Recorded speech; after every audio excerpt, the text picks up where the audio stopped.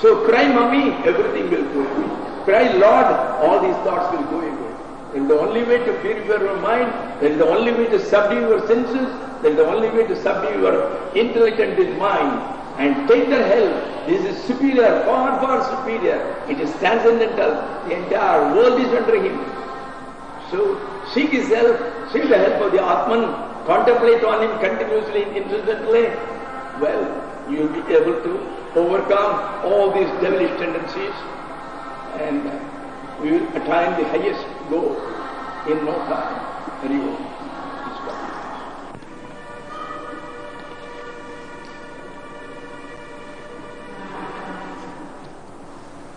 We start with 23rd verse today. Evam buddhe param buddhva samstabhyatmanam atmana jahi satrum mahabaho kamarupam durasadam.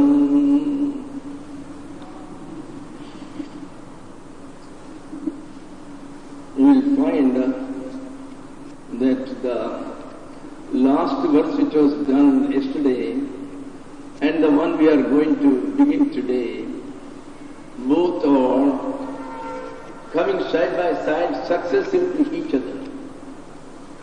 Successive to the other one yesterday, this follows. You may remember the background of yesterday's last verse.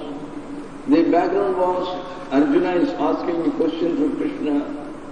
What is it that impels us to do a bad action, a criminal action, to commit a crime, to commit a sin? Though unwillingly, I am not willing, but still something forces me, as if some devilish force is inside me and is compelling me to do that bad deed. So what is that? Then Lord Krishna says, Kamayesha Krodhayesha Rajaguna Samusbhava. Look here, we have got these past tendencies. What happened? Whatever you did in the previous birth, all those actions have left some impressions. See, what happens is, supposing I steal a purse which somebody has left here, I take it with me, thinking, well, being a Swamiji, I will not be suspected. It is going to have a twofold effect on me. Number one, as per the Newton's third law of action, every action has got a reaction. You cannot do anything denying its reaction. Reaction is built in that very action itself. The example, as I have been telling you, is you have a rifle, you have a gun, shoot it. Then it comes back and hits at you. The force which you gave, it comes back as a reaction and it hits at you in the neck. This is what is called the recoil of the gun. You cannot say, well, I don't like this recoil business, I only want to shoot. You cannot, because the moment you shoot, it has already got its reaction inbuilt in it and you cannot avoid that. It is inevitable, it is unavoidable. You can't prevent it. Similarly, now that I have taken somebody's purse, which is a bad act, prohibited in the scriptures, thou shalt not steal, it's one of the 10 commandments, then what happens? I have to have a punishment in the next birth. Quite likely, falsely I may be accused in the next birth, I may not have done anything wrong, and still I may have to suffer inside the prison. I will be put inside the prison. Then you will say, oh my Lord, I am so innocent, I have never done anything wrong in my life, why has God punished me like that? Obviously, any event or any happening, any hardship, any suffering you have got in this birth, it has definitely got relevance to the action you have done in the previous birth. Nobody suffers unduly. God has never been unjust. And God never does anything at all. He has set up a circle of action. It is a cycle of action. So automatically you do an action, If it is good, you get a good result. If it is bad, you get the bad result. Either way, if you are done with the motive to reap the fruits, it does devolve on you and you have to take your birth. That is how the actions bind you. That is how the actions bind you. Then, what is the second effect of any action you have done? Now we take the same case. I have taken away the purse. I have stolen the purse. So number one, so anything which you do in this birth, it will be entered in the cosmic ledger by the cosmic auditor under the supervision of the cosmic being, and you will have to reap the results in the next birth. Now the another effect is, any action you do, it leaves an impression inside your chitta, which is your computer memory. It leaves an impression, so that you would like to repeat the acts. Now that I have stolen the purse, it is likely in the same birth, whenever an opportunity occurs, I am going in by a bus, my neighbor's purse is jetting out, oh, it is so easy lying, he may not notice it, come on, why not take it? So from inside, that impression is going on, goading you into action, so that you will repeat it. And the more you repeat it, the impression becomes stronger, stronger and stronger. Similarly, there are thousands of impressions of thousands of actions you have done. They are all neatly catalogued and kept in the respective places in our computer memory, which is called chitta. Now, they are your advisors. What happens? You got the next birth because you did some wrong actions, new actions in this birth. Right?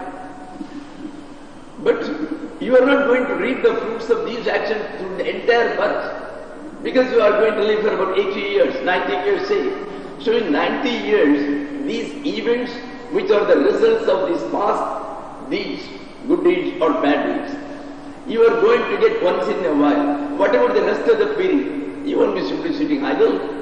Your mind will not allow you to do. And the nature made up of the three gunas, Rajoguna, Sattva-guna and Tamo-guna, it is going to go into some action or other. You have to do some action or other. So you do some fresh action. When you do those fresh actions, they are your advisors, those impressions which are there. You have, in your previous birth, you have gone to Ramana some 100 times. You have gone to Bangalore races, horse races, 1,000 times. So this horse race business has left a deeper impression, while coming to some good places like Ramanashram has left a lighter impression. It is not as aggressive as the other one. So in this birth, what happens? You have some spare time. So you have got some 5 days, puja holidays. You are thinking what to do, where to go. The mind puts up, mind is a clerk. It puts up only alternatives. Decision has to be taken by the intellect, which is called the buddhi. So the mind puts up, yes, you can go to Ramanashram, you will gain spiritually. But then that another vasana which is inside you, that's your advisor. You see, whenever there is a president's rule in a state, the governor has got 2 advisors, both are IAS officers, senior IAS officers. Normally the governors, they are not well up in the political game. See, they are only general chaps, so they have no idea as to what is happening about the intricacies of politics. They know nothing. It is these administrative officers, these IAS fellows, they know it very well. So they have to go by their advice, that's what they do. But your governor has got a free will. He may do anything he likes. Later on he may be sacked, but nobody can question him, why did you do it? Why didn't you take the advice of your advisors?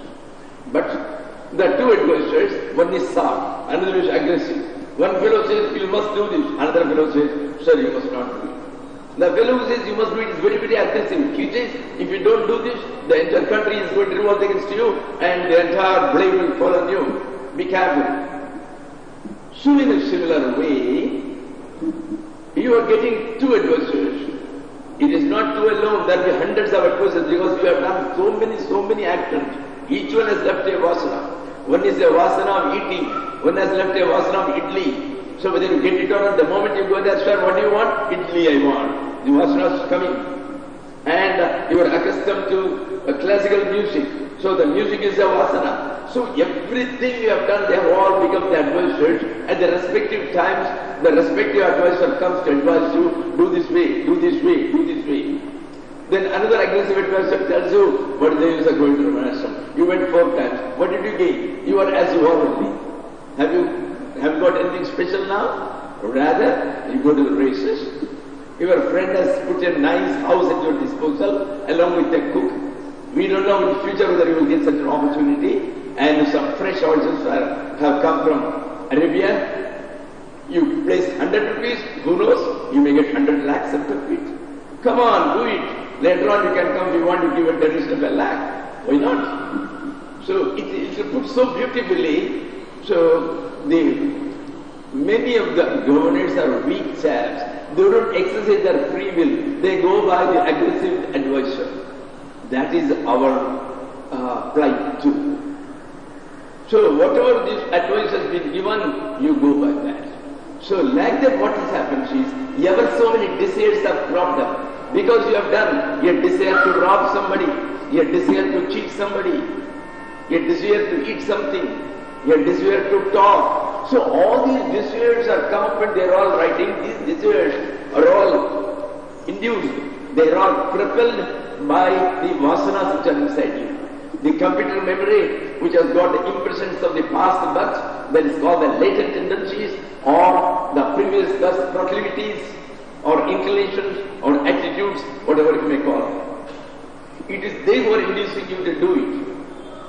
And so the main thing is, all these vasanas converge into a desire to do that action. I somehow want to take a dosha. Whatever it will, even if it costs 100 rupees, I go to UK, I will find out whether I can get a dosha. Because that vasana is so strong. So to get rid of it, the only way is that desire in general, which is an attitude of the mind. It is an attitude of the mind which is obsessively after attaining certain things. That is what is called a desire. Ichcha vishesha. Ichcha vishesha, it is a special desire which becomes obsessive enough so that you are blind to everything, you are prepared to pay any cost in order to get your desire. You are prepared to commit a murder if necessary. Sometimes some of the desires become so strong and so aggressive and so compelling. So, then Arjuna is asking how to fight with this kama. He says, look here, this kama and desire, the intensive aspect of it, that is called a lust or passion. That is what you may call a desire for the other sex. It becomes extremely obsessive. So the basic thing is the desire which arises in the mind. That is your greatest enemy. And that is what involves you in this world. You get tempted by all the objects of the world. And that is why you are getting birth after birth in order to fulfill those desires. All the desires are not fulfilled in this birth. Some of them are left unfulfilled. In order to get them fulfilled, you have to get another birth. That's what happens. So how to avoid them? How to kill this? And this is not alone. It has got another companion. The companion of this desire or passion or lust is what is called the krodha. That is anger. Anger is only a more intensive form of the desire. Whenever the desire gets frustrated, when somebody is standing in objective and is putting some impediments in the way of the realizing of desire, then what happens? You get angry with the chair. This is exactly what happens. So, both are concomitants of each other. Wherever there is desire, this is sure to follow. Anger is sure to follow. So how to kill these things? Now, that is what he is going to say. One of the methods for killing it. Yesterday he said, if you have to kill an enemy, you have to go to their house. They have got 3 houses. The 3 houses are, one is the various indriyas, all the senses. Because the senses are going outside, looking at something, they go in the shop, they see a beautiful sari displayed there in the window. Oh, I'd like to possess it. You You don't care what the cost is. It may cost 1,000 rupees, it may cost 2,000 rupees. I would very much like to have it. It is something unique. So, your desires come up because your senses are going on. So, senses are one of the houses where this karma resides, this desire resides. Another house is your mind. We have seen it. It leaves a permanent impression in the mind. The mind is just like a japa, it is doing, I want that gulab jam, I want that gulab jam, it's so nice, it's so nice, it's so nice. So it becomes obsessive. So the other house where this karma resides, it is your mind. And the mind doesn't have any powers to take a decision. It can only give an alternative. It is a clerk which only puts up the file to the boss. The boss is the intellect. This is called the buddhi. It is he who takes the decision. Nischayatmika buddhi. The one which takes the decision, that is called the intellect. So this intellect that takes a decision, yes, be after it. It's a good desire. Go after it. Get it at any cost. It is the mind which again fulfills you. So this is the third house. So you have to vanquish these three mighty equipment. How to do it? Get the help of something mightier than now. So yesterday we saw, she is telling how, compared to the body, these senses are mightier still. And compared to your senses, mind is still superior. And compared to the mind, intellect is still superior. Right? Then who is superior to all these three? Because all these three houses, I have to raid them. I have to destroy them. So that karma will not have a place to stay. I have to send it away, I have to drive it away.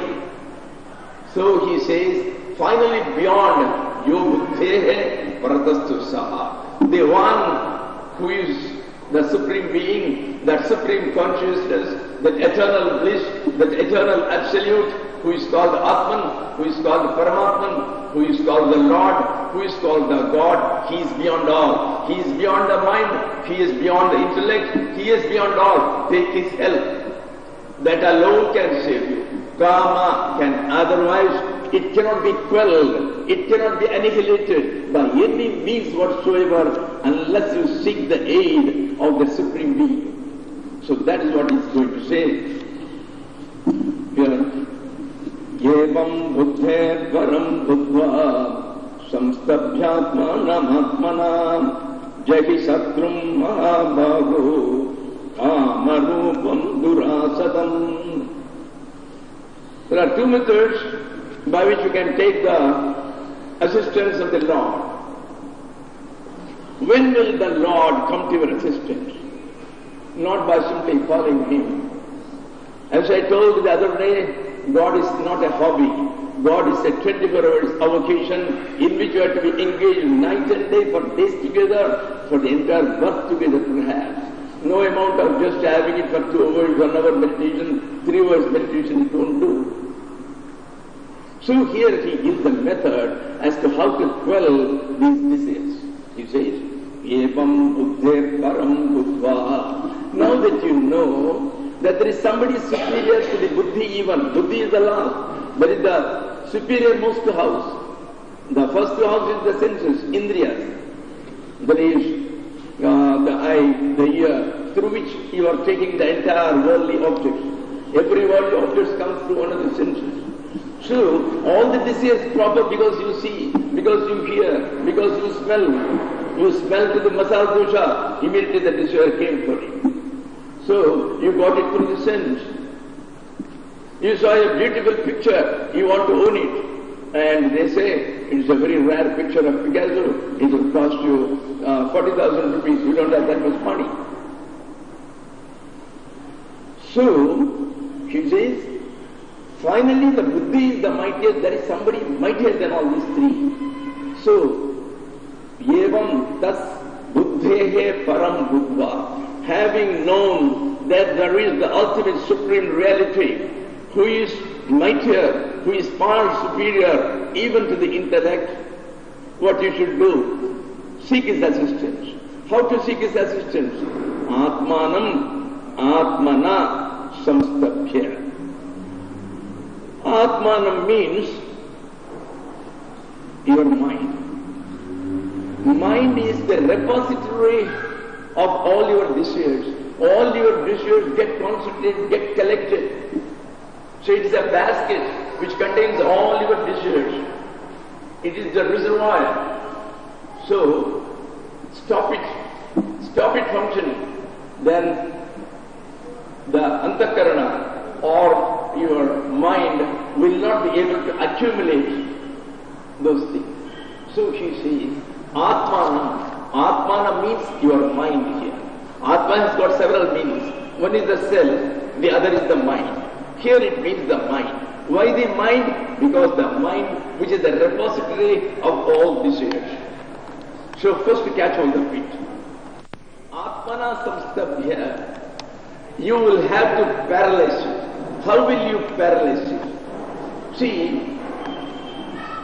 one of the methods which are given in the modern days for removing any phobia.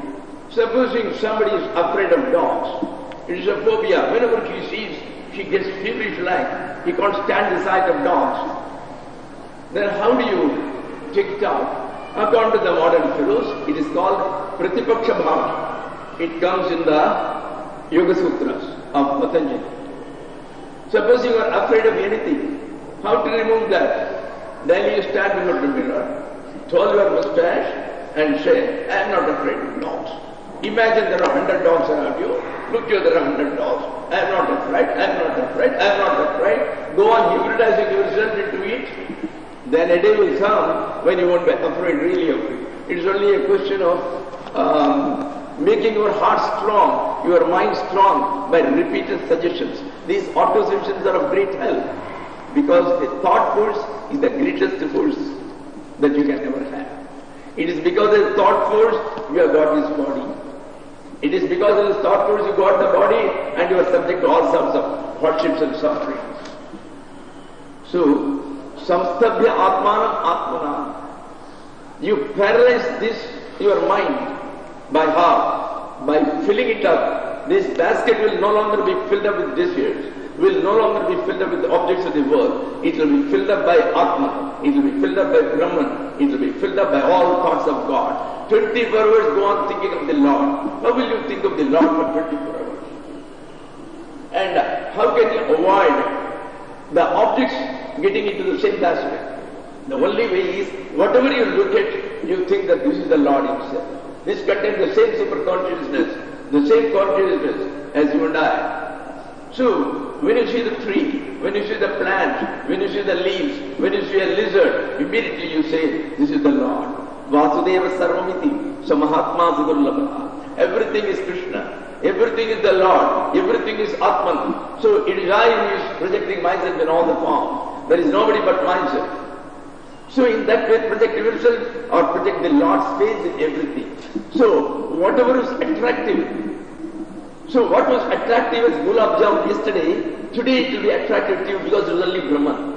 You will not think of the gulab jamun, you will only see it as the Brahman. So when you keep your mind completely permeated and suffused with the thoughts of the Lord for 24 hours, everything will look as Brahman alone. It requires a lot of practice. It won't straight away be there. But then initially you start by imagining. You imagine it is God. Everything is you imagine its consciousness. Consciousness shining inside it. But by going on thinking in that way, you hypnotize yourself in such a way, then the reality comes up. Because in reality it is the Brahman. In reality it is the Brahman. Brahman was down below. Over that you put your superimposition, your wrong thought, that is a gulab jamun or it's a lizard or it's a leaf. Now over and above it again put Brahman. So this wrong notion that it is a plant, it is a lizard, it gets sandwiched.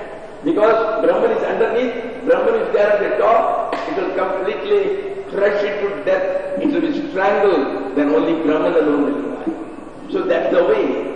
Atmana samstabhya. Paralyze that basket of desires. Paralyze it. How to paralyze it? By continuously 24 hours thinking of the Atman and considering that whatever you see, whatever you hear as Brahman alone. Then what will happen? It was already only Brahman initially. And now you are pouring Brahman over it also. It will get sandwiched. It will be strangled to death. So he says, Jahi Satrum. So your enemy, you can thus annihilate, you can destroy it. Jahi, kill it. He speaks very simple words. He says, kill that enemy. Who is that enemy? Kama Rupam. Your enemy is in the form of your desires. Kama Rupam. Rupa means form. Kama means desire. Who is in the form of the desires? What is that? I mean, what is the type of the enemy? Is he a weak enemy? Is he a strong enemy? Or is he mediocre? My Lord, he is Durasadam. There is nobody in the world who can go near it. It is so indefatigable. It is, you cannot defeat it. It is unconquerable. So it is such, so the only one who can conquer it is only the Lord and nobody else. See, these worldly objects look so attractive, so enticing, so alluring that we are unable to eat. It is just like honey. That is why we have a mythological anecdote with an esoteric meaning. The mythological anecdote says Lord Vishnu was very tired of looking after this entire world night and day. So he wanted to have a long sleep for a number of years, for lakhs and lakhs of years. He went into Yoga Nidra. And after thousands of years when he got up, a lot of earwax has accumulated inside. When he took it out of it came a big giant, a demon called Madhu.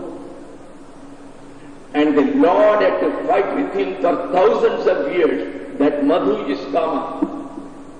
Kama is the Asura with whom even the Lord takes 1,000 years to fight with him and kill him. And what to speak of the ordinary human being like you and I? Can we dare to stand against it? No. Kama Rupam Durasadam. That is why it is something which you cannot even approach. It is so difficult. Some of the desires, are so obsessive. At that time, no reason works, no logic works. That is all. You are not even bothered about the consequences, but you are so much intent on getting that desire that is there. Jahi Satrum. And here, he is addressing Arjuna as Mahabahu, a man with a broad shoulder. You know why? He is a warrior. You are accustomed to fight. Fight with it. Don't bother. I am there with you. Only thing is, take my assistance.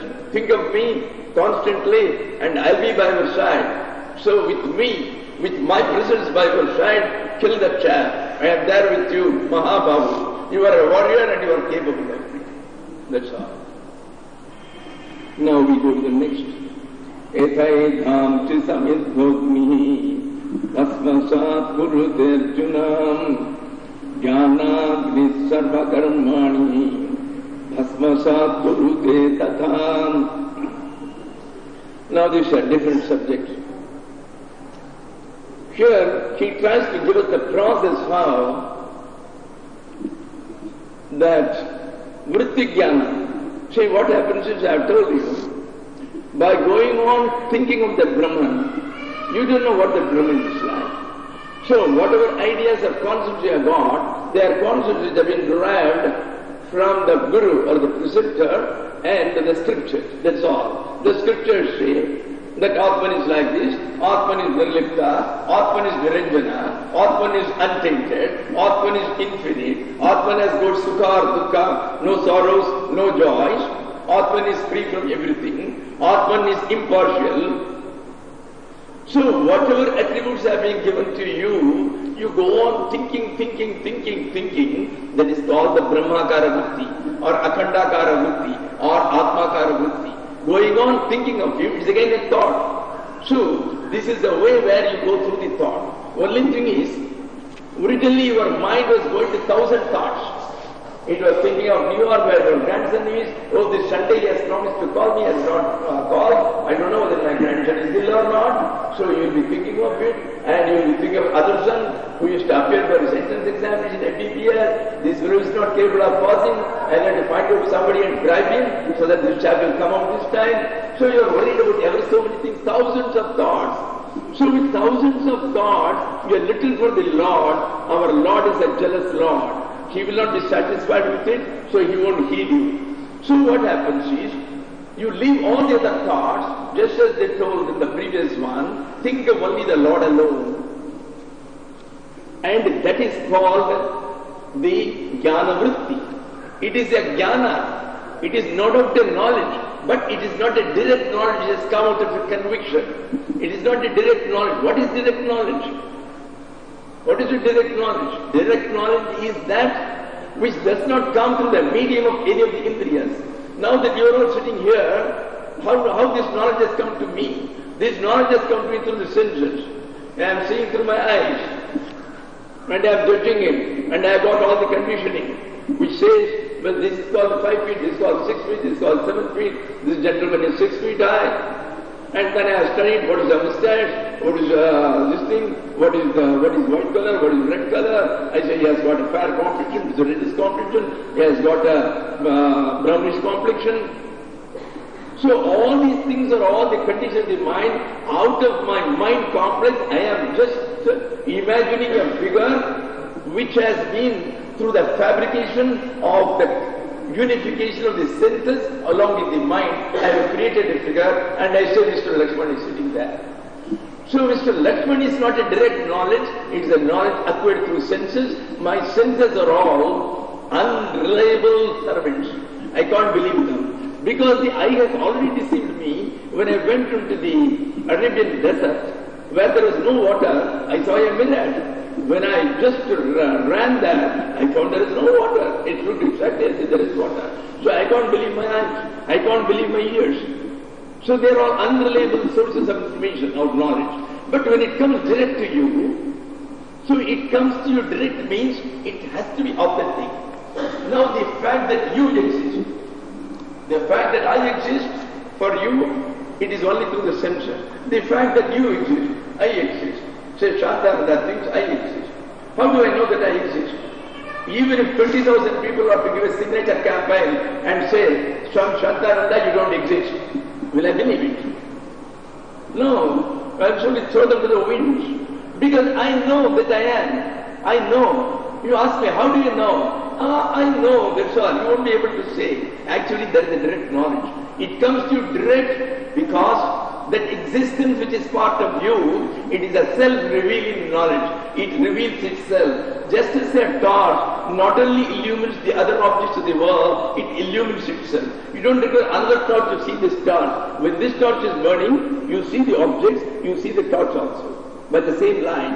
And similarly, here is a case where that existence, which is part of the Atman's attributes, Satya, Chitta or Ananda. So existence of being is very much one of its attributes. So it being self-revealing, it reveals itself to you. That is why you are 100% sure that I exist. I am not sure about others existing, but I am 100% sure that I exist. And this is called the direct knowledge. And thus, the direct knowledge of the Atman, we should be able to get it. So this knowledge which you have acquired from the scriptures, which says that God is untainted, it is like this, and you are thinking of the Atman, this is called the Paroksha Jnana. Paroksha Jnana means, Paroksha means the indirect knowledge obtained from the mouth of the preceptor or from the scriptures. That is called the indirect knowledge. So now this vritti, my thought, I have now concentrated my thoughts on one object. I have left off thousands of the worldly objects, my grandson and my shares, my debentures, my house, my wife, everything I have left, I am concentrating on one. So there is only one thought. When all the powers and all the thoughts together are brought into one, you see, when the sun's rays are dispersed, its effect is not that high. But you put a lens and all the rays are concentrated, it can burn a paper to keep down below. It gets so concentrated it can produce fire. And similarly here, by concentrating on that, a fire comes, and that fire is called the experiential knowledge. It is called the Vijnana. We also call it in general as Jnana. But this is the real jnana, this is the ultimate knowledge which comes. There is the ultimate knowledge. So what happens is, the first jnana which has been derived from the Gurus or the scriptures, when it becomes concentrated, like a fire it burns. It burns what? It burns all your vasana. It burns all the karmas accumulated by you. What happens? In this birth you have done 100 sins and 200 merits, meritorious deeds. You have gone to several temples, you have come to Ramana, you donated 100 rupees for his Kumbhabhishekam of a temple, so you have done several things. At the same time, you have gone and played dice at some place, played with money some cards. So, ever so many bad acts also we have done. Now, in the cosmic ledger, all the things have been put, so all the punishments and all the rewards, they have to be given in the next birth. But if the entire thing is given, you cannot bear it, because we do more of sins than good deeds. And if all the sins reactions have to be given in one birth, you cannot stand it even for 10 days, every day you will commit suicide. That is why God in His compassion takes only a little of it and gives it to you. That allotment which is given, that is called the prarabdha. The allotment for this birth, the karmas, they are given only this much you suffer now, the rest I will give you in the next. Now the balance, where it goes, it is kept in a reservoir. That reservoir is called the sanchita. It is called the accumulation. Accumulated. Sanchita means accumulated karma.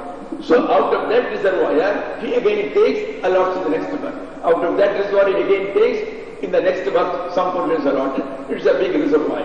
It is called the sanchita. Then the allotment has already been given to you. That is called prarabdha. It has already begun to work. The other things, they are not begun to work, they are all kept in reserve. So this which he has given, it has begun to work from your birth, the prarabdha. As soon as I was born, I got some problem. The doctor said, the child is having a peculiar disease. It is prarabdha. Otherwise, what have I done in this birth? That within 2 months that I should contract a disease. I cannot even do any action. So all the actions from the previous birth, obviously. So, then there is a third type of karma. There are 3 types of karmas.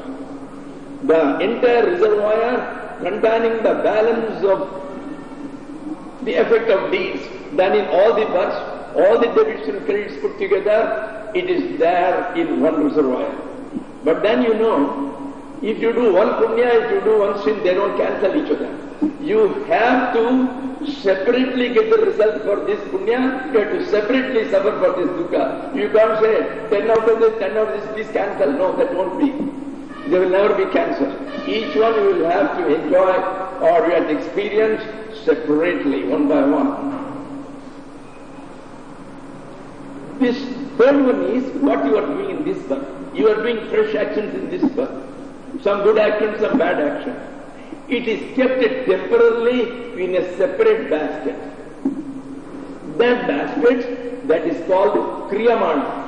That is your karma which has been now done and which is still being done in this birth.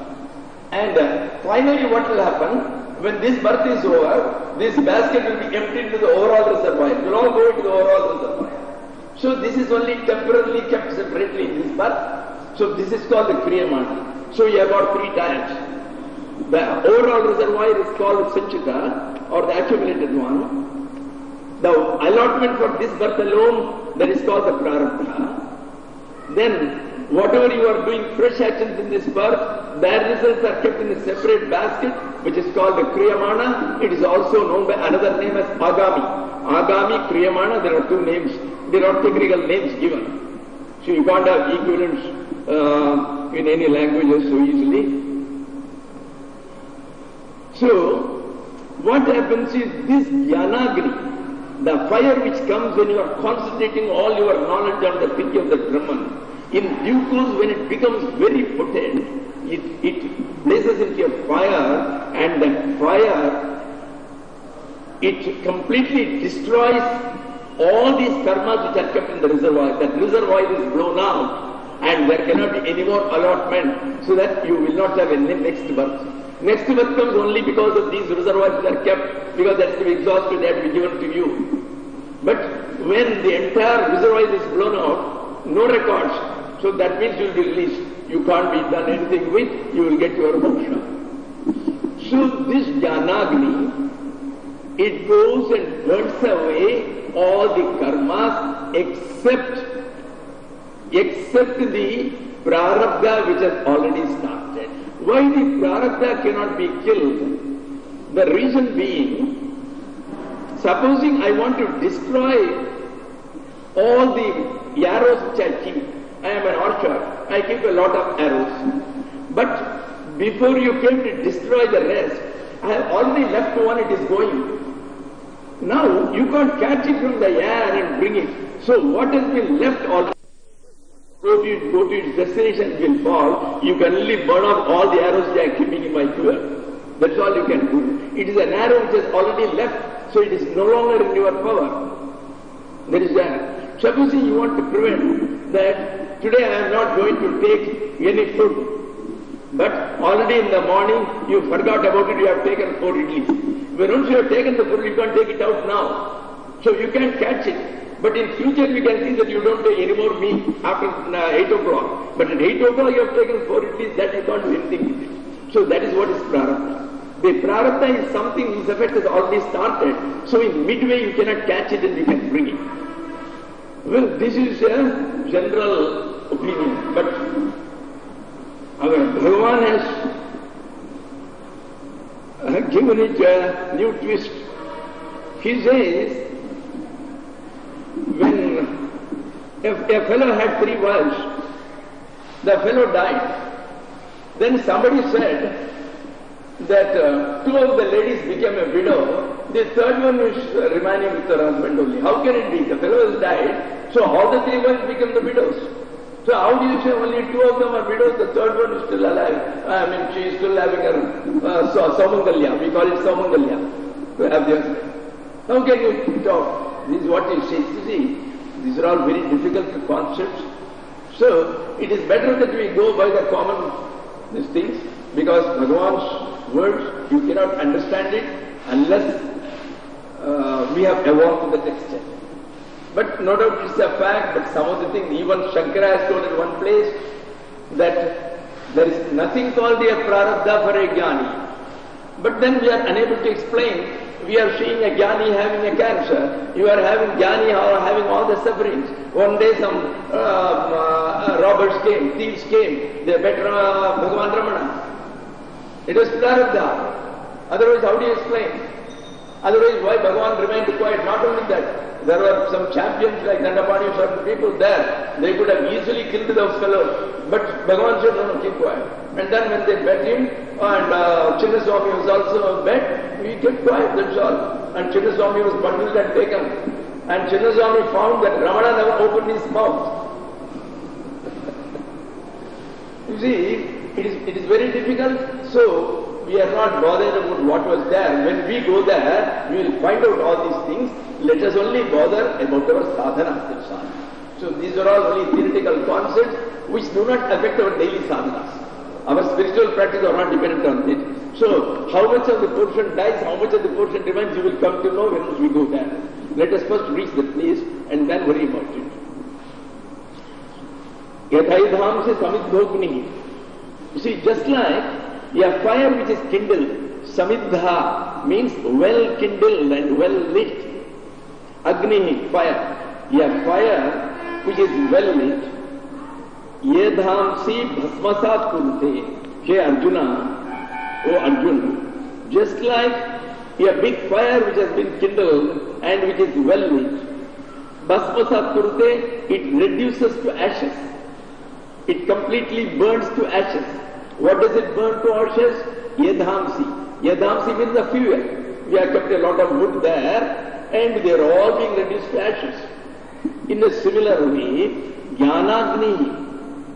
This Jnanagni which comes, that is the powerful vritti, that Atmakara vritti, the powerful concentrated thought, which is concentrated unswervingly on the Lord alone, on the Atman alone, on the Self alone. And that Jnanagni, that fire of wisdom, see, the wisdom has been likened to a fire. It's not a fire. See, because of its power of burning all the karma, she is just giving a simile of a fire. Jnanagni, the fire of wisdom, Tatha, in the same way as that kindled fire, Sarva Karmani Bhasmasat Kurute. Bhasmasat Kurute, it reduces to ashes. What does it reduce to ashes? Sarva Karmani, all the karmas. Karma means all the results of karma which are waiting to catch you, which are there in the cosmic ledger, the debits and credits, the punyas and the papas, the credits and the debits, the sins and the good deeds which you had done. So the result of it, the reactions, the reward, the punishment or the reward, whatever you have to get. So they are all waiting to catch you. But the entire reservoir, including the small basket containing the current one, they are all burnt up, except the prarabdha, which is the current birth's allotment. That cannot be done anything with. That is there. See, supposing a project is taken up by the government, they say, we are going to build a big project, houses for 1,000 army officers. The total cost will come to 2 crores. But for that year, they will allot only a small amount, 20 lakhs. So this 20 lakhs is called the prarabdha. The rest is allocated against you. The Reserve Bank will say in future it has to be given when once we ask you to release it. So that is the final reservoir, which is the sanchita. That is there. And this prarabdha, that is the current allotment. He might have used to purchase some material has purchased, he has yet to pay. So at that instance, you cannot ask him, you give back this allotment which are now made.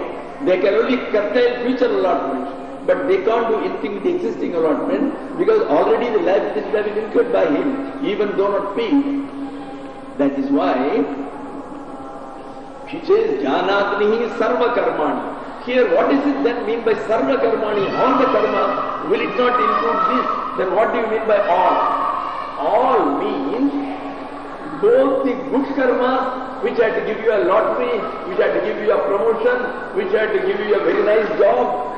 So you have done some good deeds, because of which the next birth you have to get some benefits. You may get a lottery for 20 lakhs, or you may get a promotion as the general manager of a company. So like that, or some friend of yours, you get into contact with a good friend, she takes you to USA, and you get a nice job in USA. So all these things could happen. But this, when this Jnanagni, when it burns, the entire thing in the basket, both the good and the bad, which will give you either good rewards or good punishments, the entire thing is lost. Because the punya and papa both are binding. See, supposing you give, oh, my name comes, that Shantananda has donated 20 lakhs to the Paramacharya temple. Now I have done it with the idea that my name should come, since he is such a big Swamiji, he has given 20 lakhs to this, he is not an ordinary Swamiji. So this punya, just to not return it, earn the result of it, I have to take another birth. So the punya is, the good deeds are as much binding.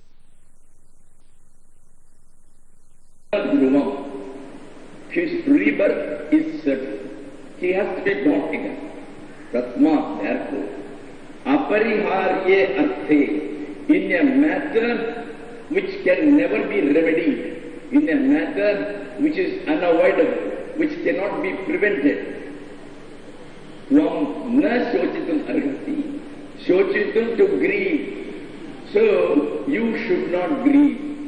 Shochitum narhati, you must not grieve.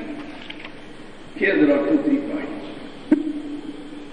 As I said, this is a sheer worldly wisdom which has nothing to do with spirituality. But why Bhagavan should select such a poem here at all? If it is so much that it is only, not at all philosophical, it is only a worldly wisdom. Why? Because what happens is, almost all of us, even the most courageous, the most brave, who all their lives have been battling, who have been fighting tooth and nail against all the adversities of life, even such people.